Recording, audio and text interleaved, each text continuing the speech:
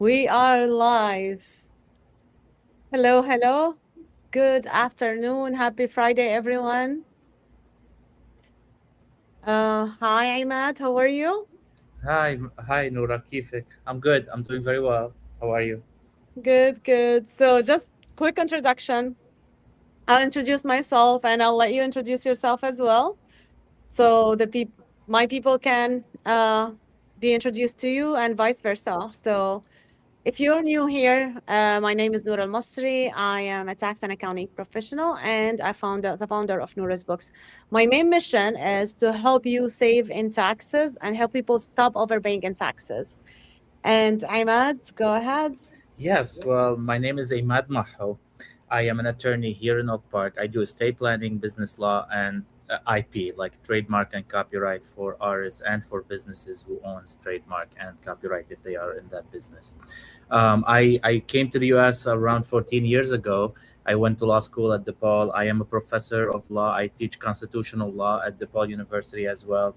And I'm an attorney in Oak Park to help. I love to help local businesses, and I connected with Noura, who's an old and dear friend of mine from the Syrian revolution time, and we both like to help families and business owners and small businesses to strive and move forward, and that's why this connection come to fruition and we come and speak together. Awesome, awesome. Thank you, Imad. I'm really happy that we are connected again, like on more professional ways, like because yeah, like the one before, like it was like for Syrian revolution, like so something dear to our heart, for our country, for freedom. We both like love to to talk about freedom, and but like also it's nice to connect on this setting for more professional what we do in our professional life. I mean, and to help people like you help them by being an attorney, and I help them like as a tax professional, you know, to different area, but also they interact in a lot of things. So I'm really excited because we are going to have the summit next week, and Imad is going to be my guest on one of those days, and he will be talking to you about so many things. Imad, do you want to tell them like what are you going to talk to them about during the summit? And in the meantime, while you're talking, I'm gonna put the link for you guys to register to the summit, and feel free to send your questions. We'll be happy to answer your questions now if we have time. Yeah. Well, for this upcoming summit, we when I was talking with Noura and we were exploring how we can serve and to our clients and her client as well, and Noura expressed to me that she deals a lot with business owners who have established their business and they are successful and they deal with many of the aspects of their business, especially when you are smaller business. Sometimes you take on the role of being everybody. Noura is fully aware of that. She does her marketing.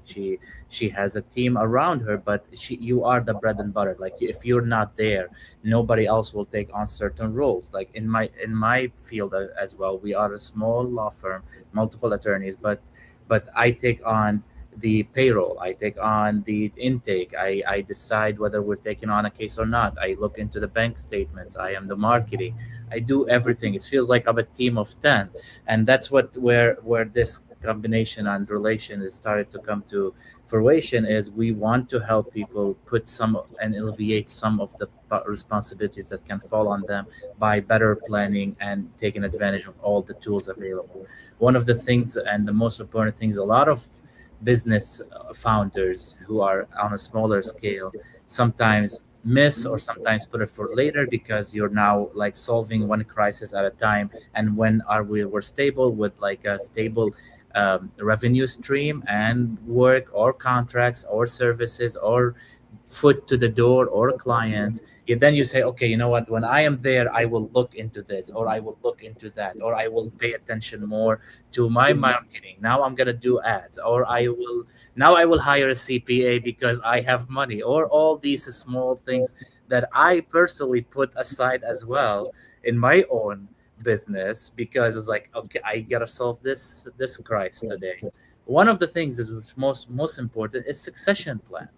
That's a lot of business owners do not achieve or don't create where if something get to happen to them, someone will show up, approve payroll, for example. Let's say you have payroll every 2 weeks.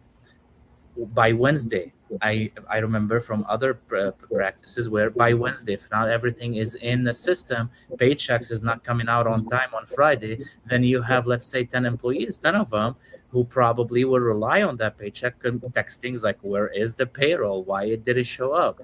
And that's something I went through in previous work.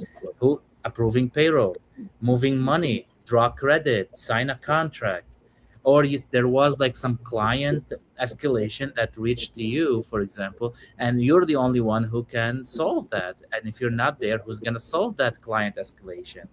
uh, Hire somebody, dismiss someone who was found to you don't want that service. Responding to a governmental regulatory question, a price, or like you bid on something and the contract came back, you want the bid, who gets to execute such contract? Or do you want to continue that contract now you're no longer there? Or if you are a professional service like Noura, no one can just step into Noura's foot and take on her client and deliver financial document, because that's fiduciary. I am an attorney.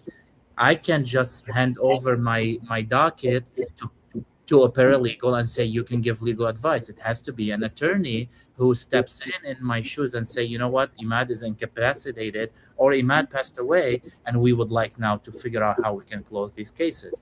So all of these decisions, while individually they seem you can handle them, or somebody could step in to do that when you're not there, but the second part of the bite of the apple is that person legally authorized to do so? Is that person have the agency to go sign a contract on your behalf? Do they have a parent authority they can sign a contract? Do they have the login to go into ADP, for example, and authorize payroll? Or can they engage Noura for an audit?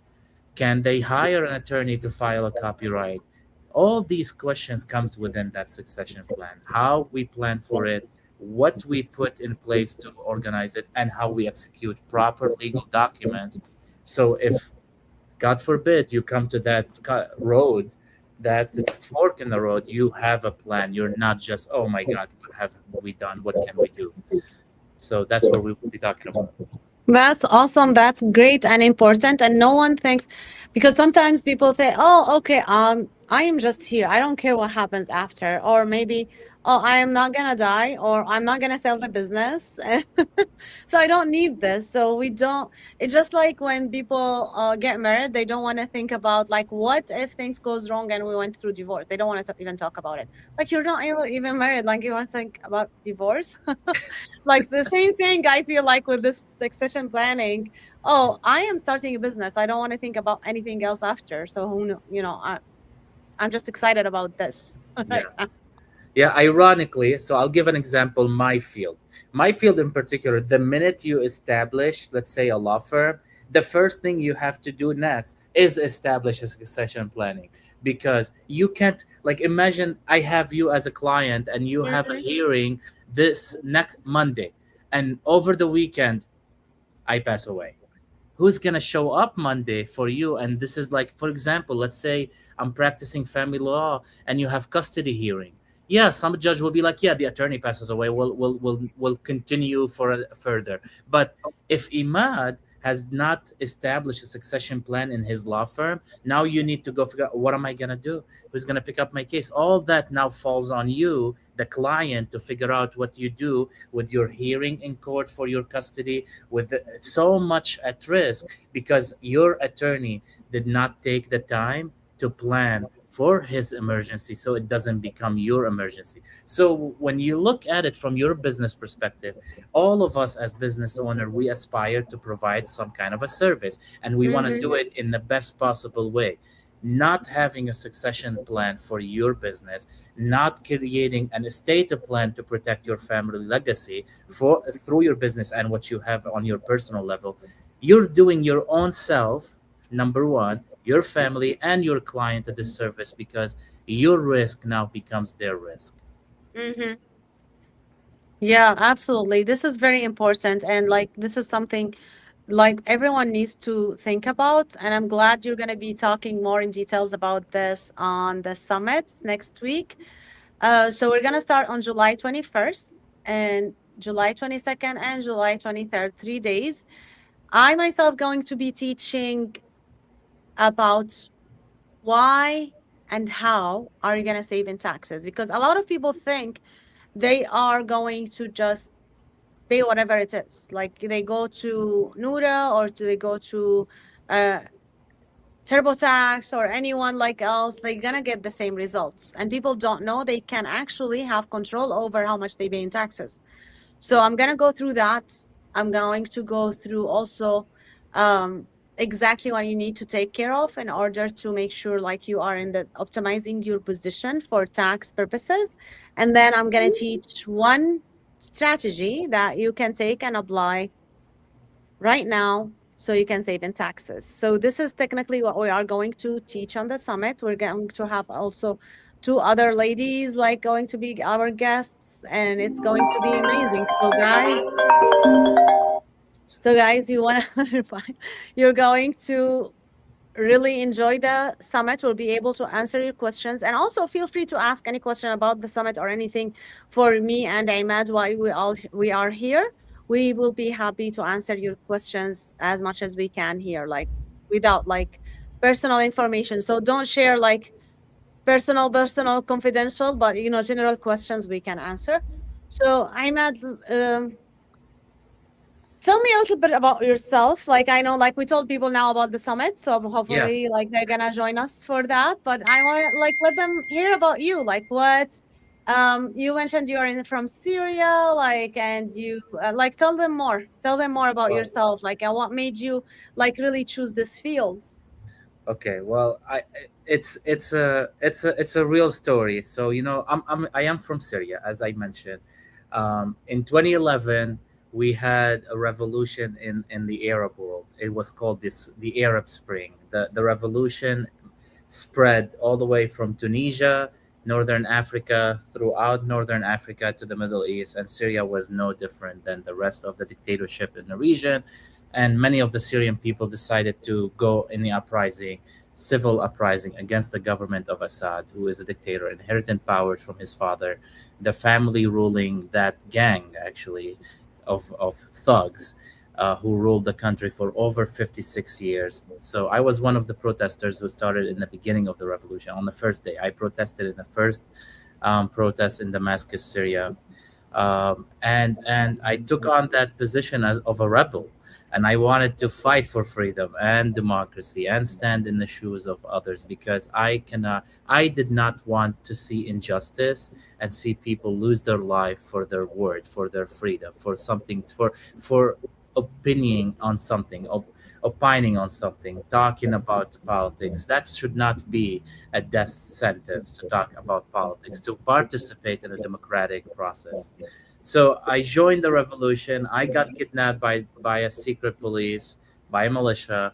I was tortured for over 100 days and I was granted asylum in the United States. I was rehomed in Chicago, here where I kind of like where I became the man I am today. It was here in the US. I grew up in my country, but I matriculated into the person I am today here in America, living the American life, going through what we go through as a country and a society.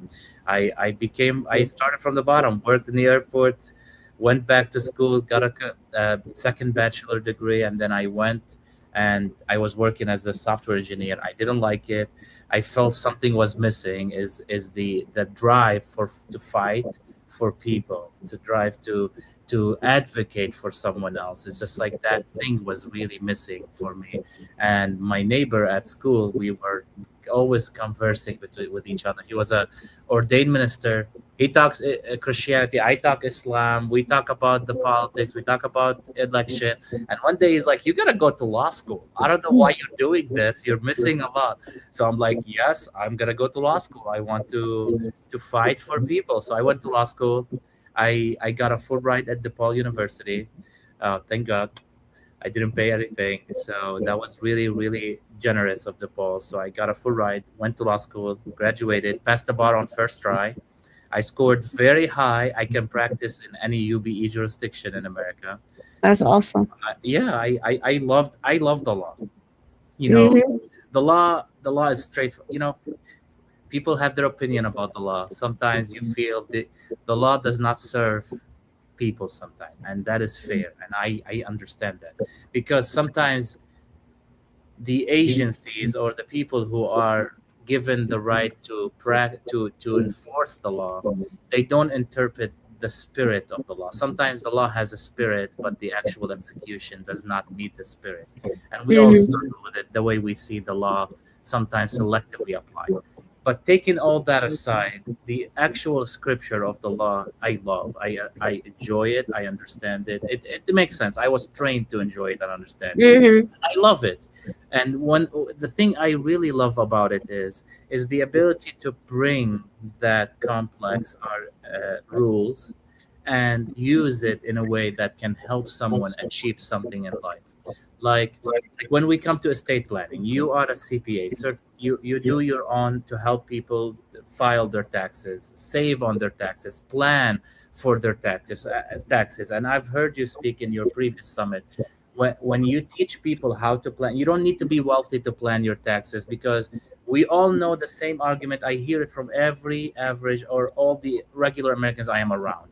Um, I give so much money. It's like I'm giving the government a free loan and then they pay me back. Yeah, exactly. You're giving the government a free loan and they pay you back after you file taxes.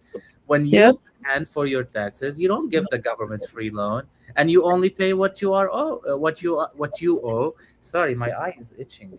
What you owe the government, and you move on. Like, so you're not Mm-hmm. giving them a free money, and you can use that money in investment and make yourself money, right?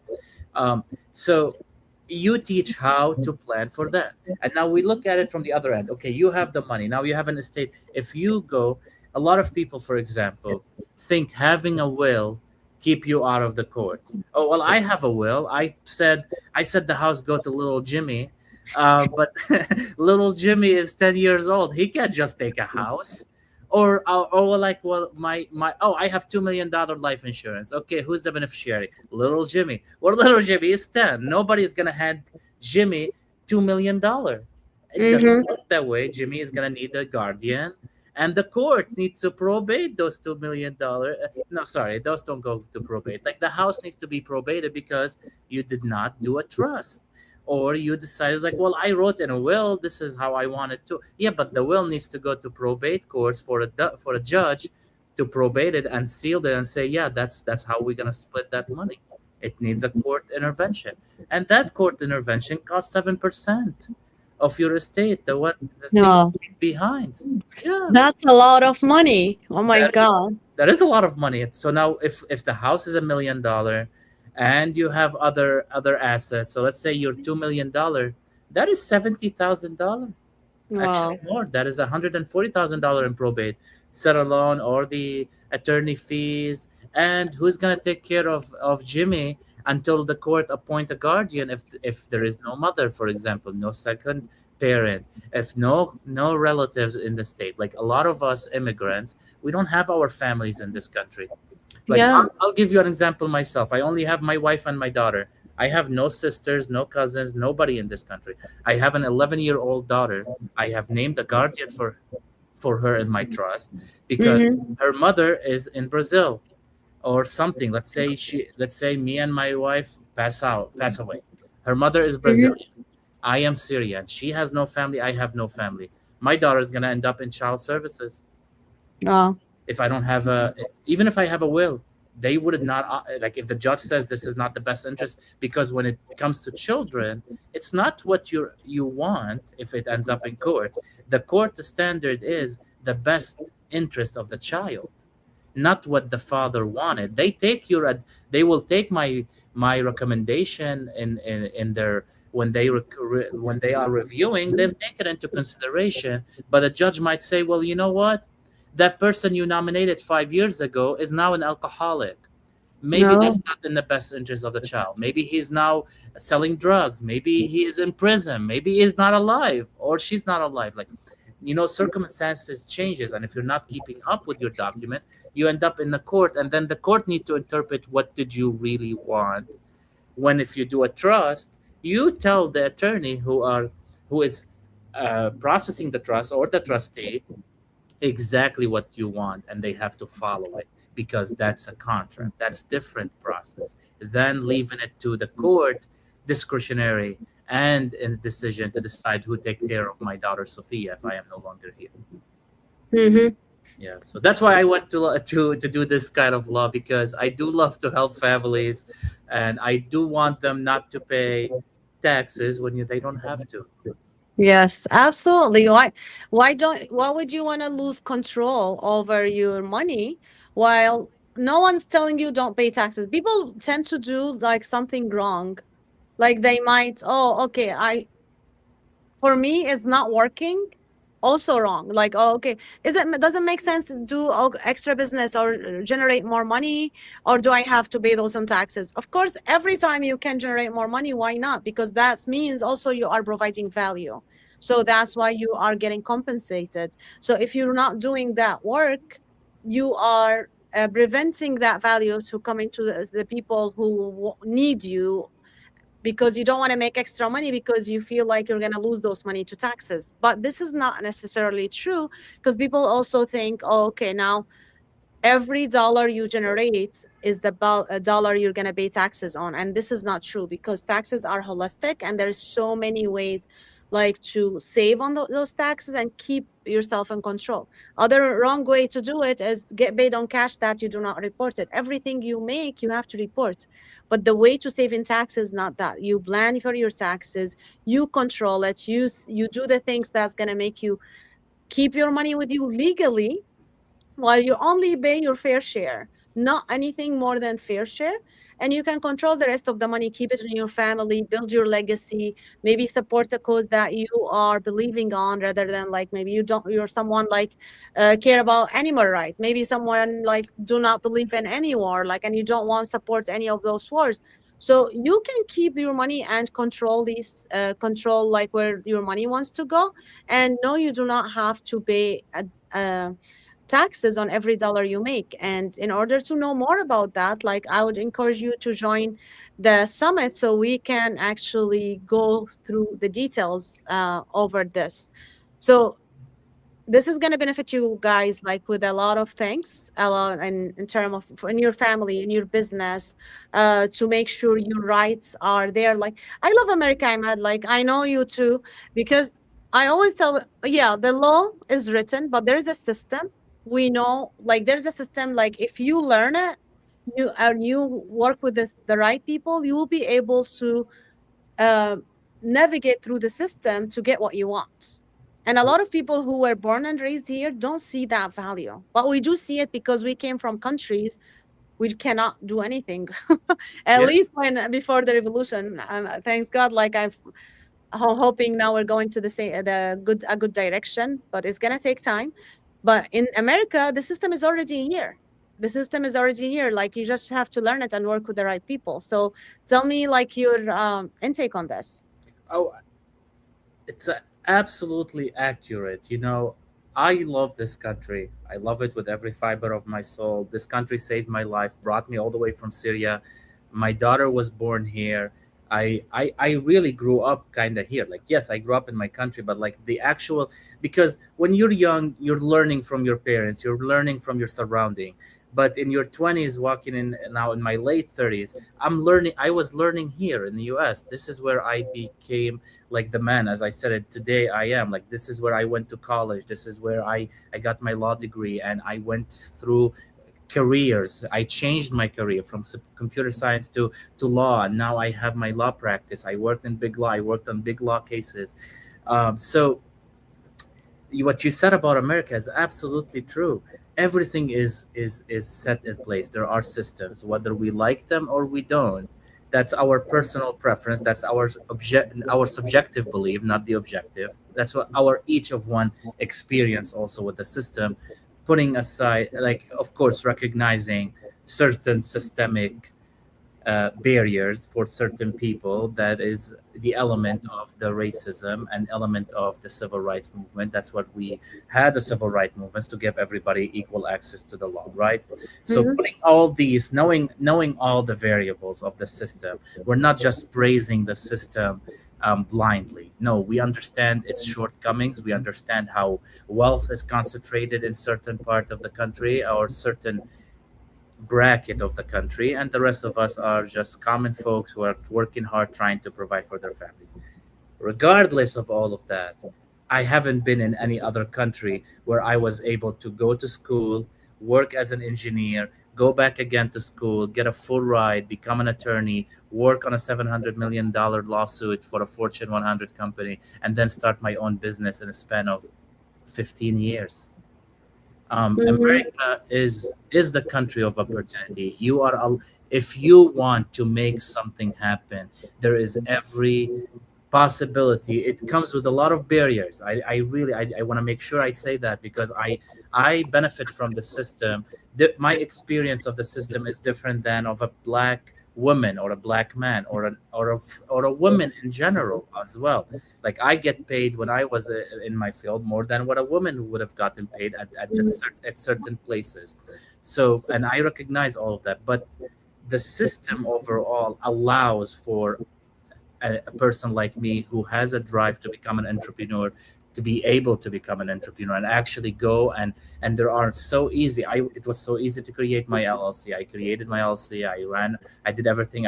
Appointed an attorney. I got my insurance. I got a client. Now today I'm talking with Nura. Tomorrow we're doing a summit. All these kind of things are not easily done in a country like yours and mine in Syria. Mhm. Absolutely. Absolutely. Love it, love it. And like you said, like there is a barrier, there is like some stuff like that need to be changed. But also like people like they think, oh, okay, we have to do this, we have to do that. But also people sometimes like they wait for someone to save them. But you are your own savior. Like you are the one who has to do things, because I meant like if you did not take an action and you left Syria and came here and chose that to be an attorney, chose to do like what you're doing right now, if you were just waiting for someone to save you, no one's gonna save you. You had to take action. Similar to the thing, like people here, like we're paying, this person's not paying in taxes, we are paying in taxes. This person has estate, this person, well, everything is available to you. You're just not taking action, you're not talking to the right people. Because yeah, we understand, like I don't know, like when like 2 days ago someone asked me about the estates and oh, trust, revocable trust. I'm like, I'm not an attorney. If you want me to refer you to an attorney, I'll be happy to do so, but I cannot tell you about that, but I know this is something like you have to take care of, at least a bit, like, I don't know if you Yeah. need to be revocable, like the other one. Like, I know there's multiple kind. I don't know I don't know more than that. Like when my clients need something, I refer them to you, Imad, like to take care of that, because this is not my specialty. I'm not going to even learn more about it. Like I want to know like surface level, like to know what to do, but the nitty gritty of things, like why should I'm not going to law school, you did already, so I'm gonna work with you on that. So same thing like with me, this is the only thing I do, like learning about tax law all the time, dealing with clients. Every client has a different case. So when you want to know about something like that, like we talk together, like we work together. So if I need something like outside of, like anything like in media, like I would go to someone like who knows that. Like why we're not expected to know everything, we just have to know like a surface level, what do we need to know, what do we need to do, and go to the expert, go and work with them. Like you can do more than what you think. Everything is available to the wealthy, is available to every and each one of you, but they took action, you don't take action. That's the only Yeah. difference. Yeah. No, thank you. Yeah. No, thank you. So what do you teach on Depot? Oh, I'm teaching the First Amendment, constitutional law, and in particular the First Amendment. You know, the Constitution is huge, and there is an actual class law students takes for con law, That is in their first year, but there's elective classes, and I teach this in the political science department as well. It's called the Constitutional Law, the First Amendment. So basically, what we go through, I split the class into three sections. Mm-hmm. What is it? What are you allowed to say, kinda, and what is the freedom of the press, and the religious clause, which is the freedom of religion, the establishment clause. So we go through how the First Amendment case law um, like shaped over the years, what was allowed sometimes to what was considered not to be Mm-hmm. hindering speech, what it had become later, like no, this kind of action is hindering speech. Like one of the main cases, I start the class with is like it's a case where they somebody was sending leaflets against the war efforts, and they were prosecuted. And then at the beginning, the court said, yes, you can send leaflets saying to the soldiers you can't go to war or stop working on creating bullets for the army because that hinders the war efforts. And they were tried under the espionage clause. So here, and then the law shape later is like, no, this is a First Amendment speech. It shows that the students, I walk them through all these cases Mm-hmm. to show them how sometimes certain things considered speech was not speech, and now it is a speech. And we go through the establishment clause as well, to Uh-huh. separation of church and government, which now the current administration think it shouldn't be allowed. So we'll see. Nice. The story you told reminded me of like وهن عزيمة الأمة. Yes, exactly. We have a call for that in Syria. Weakening the nation spirit. And you go to jail for that. If you say anything against your country, you're weakening the nation spirit, and you end up in a private prison or underground prison for a while. Yes. I remember that. وهن عظيم wow, Dora. Yeah, we have yeah, well, you see, this is the irony. The label for that in an authoritarian country is that you go to jail, and that's why we must protect the First Amendment, because anybody could show displeasure with the country through First Amendments, through speech. Like when the gentleman wore the jacket that says "F the draft," that was speech. That was protected speech. He was protesting the war in Vietnam. And then when somebody burned the flag, that was also speech. And Wow. then there is an argument where we say, well, soldiers go fight and die to protect this freedom and this flag. Yeah, exactly.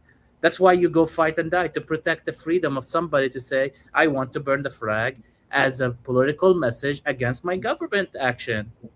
You're not attacking a fort. You're not attacking the Capitol. You're not killing Capitol Police. You're not trying to overthrow a democratic elected government. You're burning a flag. That's a speech. So that's what I Oh. teach the students. Oh, I really never thought about that. Like that is a speech. Like for It me, is like it speech. was talking. No, action, that's what the Supreme Court decided in that case. Oh. The court said actions are speech. They're a form of speech. And inaction is a form of speech. Silence is a speech. So they went through explaining, because they were like, well, that's a conduct, that's arson. And the court's like, no, no, no, no. That's a speech conduct. That conduct is conveying a political message. I disagree with my government action. That's the speech. That's what the conduct is doing. It's sending that message. Therefore, it's a protected speech under the First Amendment. So you can Oh verify. wow. You can Really take interesting. I should take that class with you. come back. You can observe for free. Yeah, Thank you. yeah. Thank you. That's awesome. So how did you came through this? Like, did you just choose to teach that, or was that like something offered and No, it was it's offered. okay? The Uh-huh. first class I taught, I designed a class in competitive politics. In competitive politics, you compare a political situation in different country to the political system in the country you live in. So I designed a class about Syria, and I taught competitive politics. So I explained to them the whole revolution, what happened, all the players, and then Asatana, and then Russia, and then Turkey, and Iran, and Hezbollah, and every possible terrorist group in the world came to Syria. Mhm. and what happened and how the country was partitioned under three different separate control.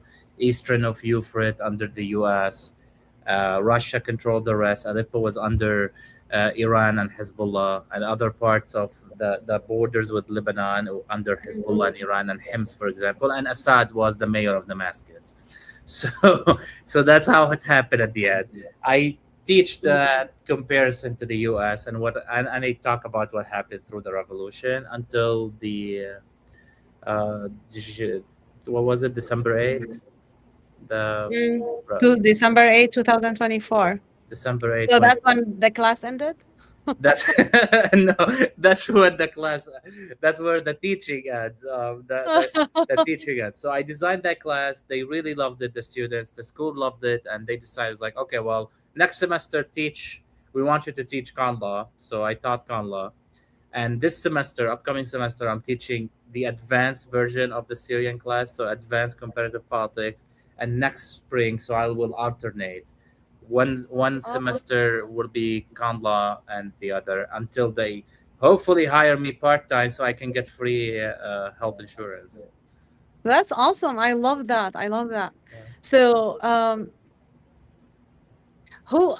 I'm curious, who are the students in your first class about Syria? Oh my God, they were so nice. Honestly, they're so nice and cute. I had 14 students, actually 15. Uh-huh. I had 15 students in my first class. I had couple Arabs like us. So I had a Palestinian dude, Lebanese girl, Syrian girl, and a boy and a guy. Sorry, I called them boy girls. Oh my God, like too old, I guess. So the young adults, they were. I got like Uh-huh. four Arabs, and the rest were like us Americans, like from all outside, because DePaul, has students from all over the U.S. So I Mhm. had a couple students from the South, couple students from California. Like, it was really fun class. I really enjoyed it, and there was like many different ethnicities and religions in the class. It was like a whole experience. I really enjoyed it. Um, Ironically, the Syrian girl tried to bully me at the end of the class to get a higher grade. I hope this is not. Oh, this is recorded. So, oh my God. She's like, I thought you would give me a higher grade because I'm from Syria. I'm like, that's not how academic integrity works. I can't give you a higher grade because I am from Syria. That's not how it works. Um, Uh-huh. and she got an A minus. I don't know why she was upset. Like, I mean, it's an Oh A yeah, minus. she already did I good. know she's that good, so I think I have In a her right. blood, the wasta. I know exactly. I Yeah. can't go to Mecca Mosque because she will get me deported from there. So I don't go there. Yes, but the second class, it was really really nice. I had a class full of young females, young adult. They were all smart, and they will always ask me questions, and they really challenged me on certain ideas. I love teaching the First Amendment to them because they were actually reading the cases. The cases are so long, Noura. Like, each case is like, the minimum is 45 pages, Oh. and you'll have like the opinion of the court, you have concurrence, you'll have a dissent, and I force them to read the dissent. The dissent normally is the losers who lost the vote in the court, but they still feel like I should write something, so they Mm. write 20 page sometimes. The reason Wow. they are, sorry, I should not call them losers, they're all smart. I mean, this court is not that good, but uh, the dissent in the First Amendment class, a lot of the time, actually shaped the law later on. Because Mm. sometimes the dissenters are like, you know what, court, you're out of your mind. This is a free speech. You should be allowed to do it. And then the court's like, no, we don't like it. It's not free speech. Or whatever the decision was. Like, I'm Uh-huh. making it too simple. 20 years later, somebody be like, well, wait a second. Judge Black was correct. That is speech. We should do it that way. So the dissent becomes the Oh, law. So it's really important to understand all the that's justices' point of view, because it could become the law later. Like, when they when Roe v. Wade was oh my God, um, when Roe v. Wade when it was challenged and we lost Roe v. Wade, overruled, the dissent, one of the concurrents, I believe, Justice Thomas, Clarence Thomas, filed a concurrence. In the concurrence, he was arguing other civil rights should be revoked, like gay marriage. So Mm, now this administration is challenging some stuff that Clarence Thomas was talking about, because now they have six justices that they believe will approve with them. That's why they took the 14 amendments for citizenship.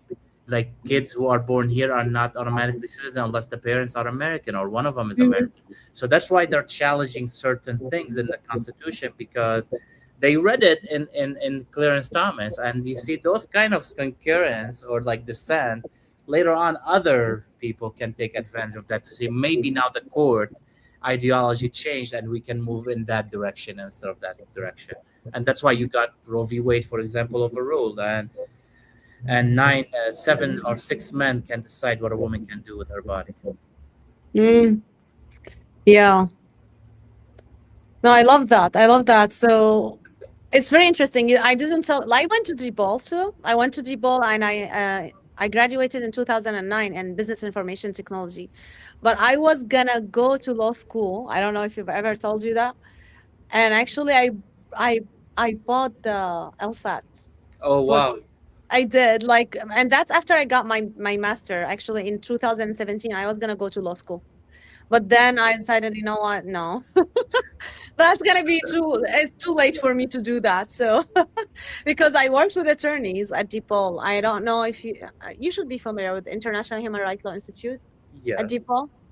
I worked there with Professor Bassioni, and there was a lot of Oh my God. God rest his soul. He passed away. yeah, Oh my yes, God. in I love Basuni. 2017. Yeah.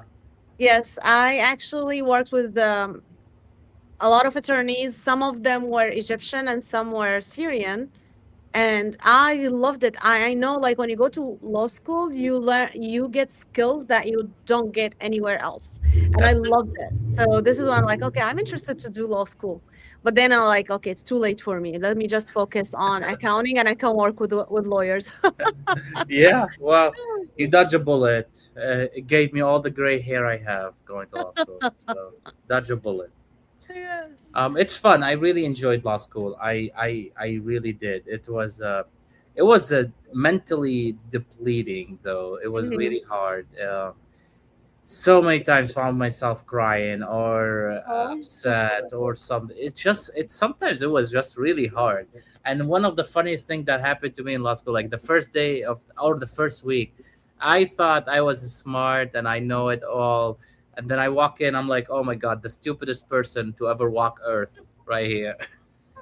this this guy, I had no idea what the teacher was talking about. There was one class, he talked for 3 hours, not no clue what he was talking about. I was like, he was like talking Latin to start, I swear to God. I'm like, nope, this is not English. And he will talk about contract, and contract requires offer, acceptance, consideration. I'm like, what are you talking about? And public policy. Oh my God, public policy. It took me like a month to understand what they mean by because we're different kind of law in Syria, right? It's Uh-huh. common law. U.S. is common law. For people who know, it's like U.S. is a common law. So the court decision is the law for everybody. Okay. It's not, there's no like written rules. There are written rules like the regulation, US regulation, those are different. But like um for example, like in patent law, if you do this action you will be found infringing, and then because different court saw somebody doing that and made a decision that was infringing, you can use that. That's the law. You can use, Mm. you don't have, it doesn't have to be written in a code.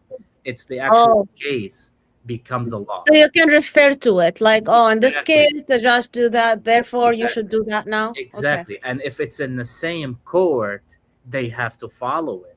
And if it's coming from the Supreme Court, everybody has to follow it. Mm-hmm. So you see, that's why it's a case decisions become law. So Got it. yeah, This is similar to what we follow on tax law. When we do the yeah, strategy, okay, we see, oh, okay, this has been in court and the judge like disallow it or they didn't say anything about it. yeah. So yeah, now it makes sense for Well, me because I because know it yours from yours before. is federal taxes. If you're doing Mhm. federal taxes, taxes are Correct. federal. So whenever it's litigated, it's gonna go to a federal court, and the federal decision, if you are in the same jurisdiction of that district, then it's a rule for you. Awesome. I Yeah. love that. I love that. Thank you so much, Imad. Of course. It was great talking to you, and I cannot wait to see you next week on the summit. Guys, if you did not register in the summit yet, like please do register. Post your questions here. If you have any question, please feel free to reach to one of us. And we can't wait to see you. Okay, we can't wait to see you next week, July 21st at 11 a.m. Central. It's going to be over 3 days, Tuesday, Wednesday, and Thursday, 11 to 1 Central Time. It's not going to be recorded. You can watch it from anywhere, and it's going to be beneficial for you wherever you are nationwide. You're going to benefit from what we're going to be sharing, and we will be answering questions as well, in addition to teaching. So please join us so you can be aware. You don't have to work with us, but this is an opportunity to hear from us. So if you already have an attorney, if you already have a tax professional, you are more informed and you know what to ask and you know what direction you need to go. So go ahead and join us. It's only $9. It's technically nothing. So you guys like you wanna just join us and be there in the private setting, because we can teach like in that webinar and or the summit, like things that we cannot share here on YouTube or on social media, wherever you are watching, because it takes time and there's different, totally different settings. So you already get like heard so much from Imad, like I'm sure you got a lot of value from that. So you're going to get so much more value when you actually attend on a structure setting. It's going to be share this with other people and share the link for the summit with other people so they can also get benefit from that. So you can also discuss with them after the webinar. Can't wait to see you all. Have a great day. Imad, do you want to share anything before we leave? No, thank you so much. This is so nice of you to offer this platform and this kind of education for everyone. Thank you. Keep doing it, Noura. You're doing great work. Thank you so much. And I'll Thank you. And don't see you next week. Yes. Yeah, thank you for joining me. I can't wait to learn from you Thank you. and talk to you later. Bye, See you guys. later.